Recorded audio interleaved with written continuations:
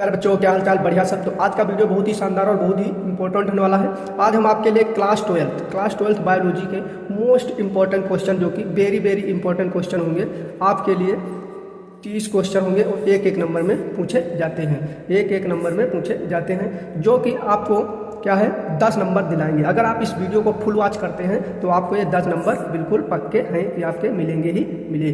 तो इसलिए वीडियो को फुल वॉच करें, और अगर चैनल पर पहली बार है तो सब्सक्राइब करें, शेयर करें और लाइक करें, और अपने दोस्तों के बाद भी शेयर करें। तो चलिए वीडियो को स्टार्ट करते हैं देर ना करते हुए। अगर आप 2025 में बोर्ड एग्जाम देने वाले हैं क्लास 12 बायोलॉजी का, तो आपके लिए वीडियो बहुत ही शानदार और बहुत ही इंपॉर्टेंट है। इसलिए आप इस वीडियो को फुल वॉच करिए एंड तक, ताकि आपको हर एक क्वेश्चन का आंसर बहुत ही आसानी से हो पाए। तो देखते हैं पहला क्वेश्चन क्या है। पहला क्वेश्चन है कि पुष्प में दल का क्या कार्य है। यानी जो पुष्प होता है, पुष्प में जो दल होते हैं, दल का क्या कार्य है। पुष्प में दल का जो है परागण की प्रक्रिया के लिए क्या होता है, कीटों को अपनी ओर आकर्षित करता है। यानी पुष्प में जो दल होते हैं, दल जो है अपने ओर कीटों को परागण के लिए अपनी ओर आकर्षित करते हैं। अब देखते हैं दूसरा क्वेश्चन क्या है। दूसरा क्वेश्चन है कि आभासी फलों के 2 उदाहरण लिखिए। ये इंपॉर्टेंट क्वेश्चन है, जो कि 2022 में आपका ये क्वेश्चन पूछा गया है। इसका उदाहरण क्या है, सेब है और स्ट्रॉबेरी है। ये अगर आप दोनों लिख देते हैं तो आपका 1 नंबर बिल्कुल पक्का है, मिल जाएगा। अब देखते हैं तीसरा क्वेश्चन क्या है। तीसरा क्वेश्चन है कि कीटों द्वारा परागित पौधे का नाम लिखिए। क्या है कि कीटों द्वारा परागित पौधे का नाम लिखिए। तो इसका उत्तर क्या होगा, साल्विया जो है कीटों द्वारा परागित पौधा है। अब देखते हैं अगला क्वेश्चन क्या है। अगला क्वेश्चन है कि मांसल फल किसे कहते हैं, या गूदेदार फल किसे कहते हैं। जिन फलों में फल भित्ति सारस तथा गूदेदार होती है वे मांसल फल कहलाते हैं। क्या होता है कि जो भी फल होते हैं उनमें जो फल भित्ति होती है वो क्या होती है, गूदेदार होती है, तो मांसल फल कहलाते हैं। इसमें आपका उदाहरण होगा, उदाहरण क्या होगा, आम हो जाएगा और पपीता हो जाएगा। अब देखते हैं अगला क्वेश्चन क्या है। अगला क्वेश्चन है कि टेपिटम कहाँ स्थित है और इसका क्या कार्य है। तो टेपिटम परागकोश की सबसे आंतरिक परत होती है। क्या होती है कि टेपिटम परागकोश की सबसे आंतरिक परत होती है, और यह विकासशील पराग कणों को पोषण प्रदान करती है।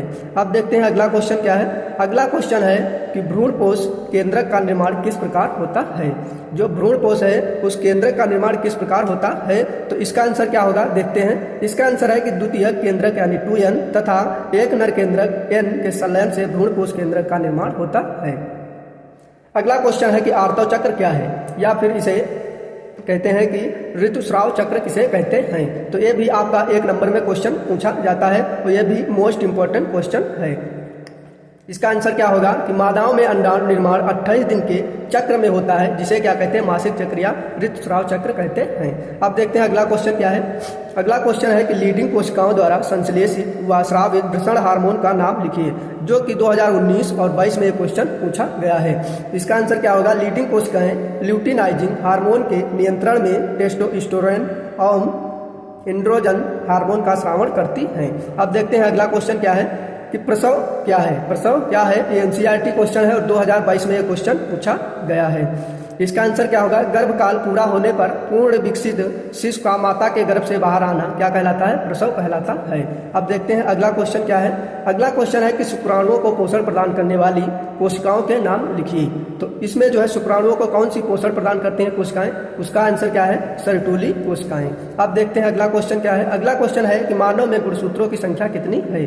मानव में कुल 46 गुणसूत्र होते हैं, जो कि 23 जोड़े के रूप में पाए जाते हैं।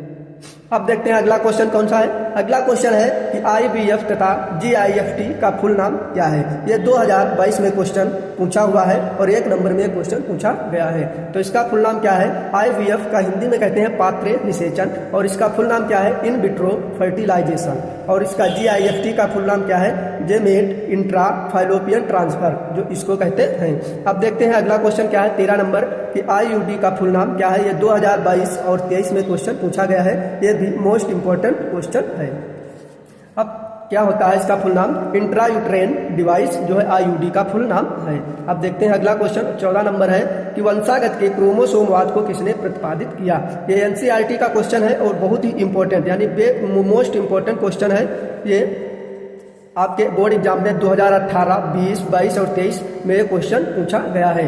तो ये 2025 में बहुत ही चांस है इसके पूछे जाने के। तो इसका आंसर क्या है, सटन व ब्यावेरी ने जो है क्रोमोसोम वाद का प्रतिपादित किया। अब देखते हैं अगला क्वेश्चन क्या है। आनुवांशिक रोग क्या है? मनुष्य में इस रोग के 2 उदाहरण लिखो।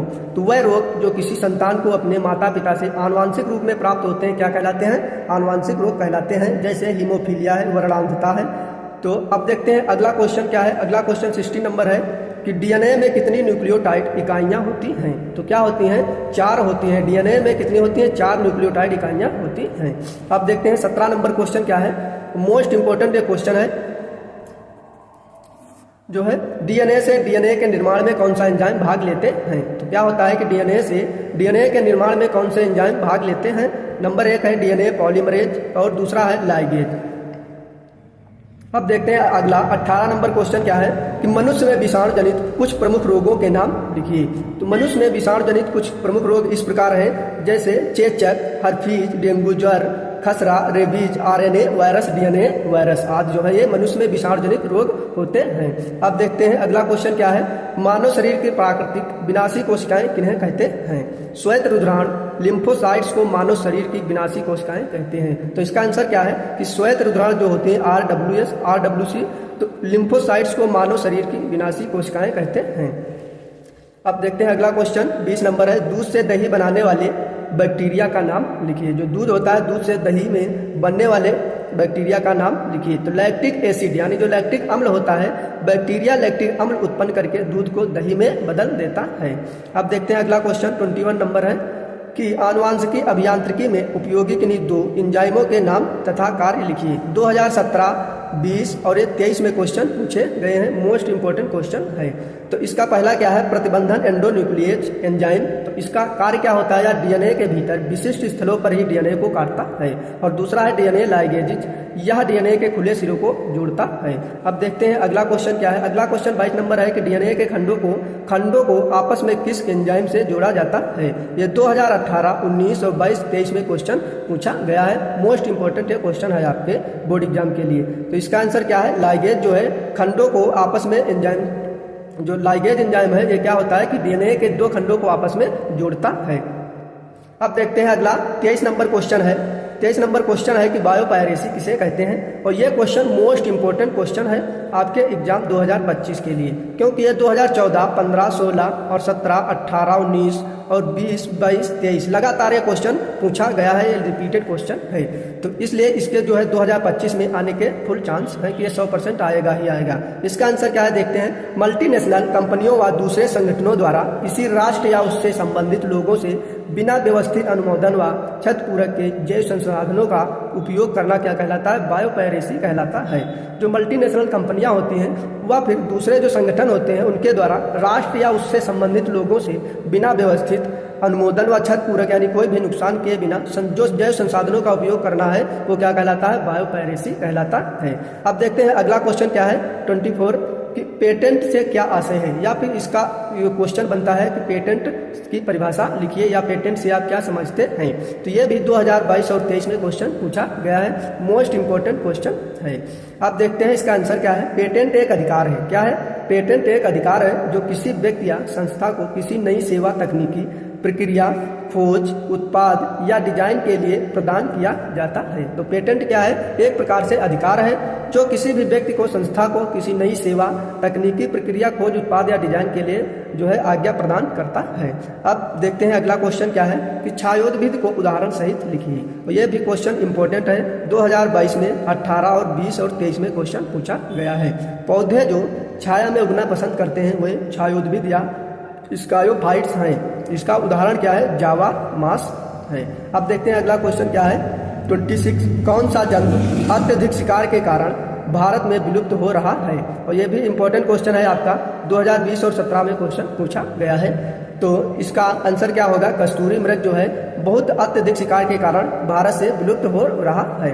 अब देखते हैं अगला क्वेश्चन और लास्ट क्वेश्चन है कि उत्तर प्रदेश के लखीमपुर खीरी स्थित राष्ट्रीय उद्यान का नाम लिखिए। तो इसका आंसर क्या है? दुधवा राष्ट्रीय उद्यान।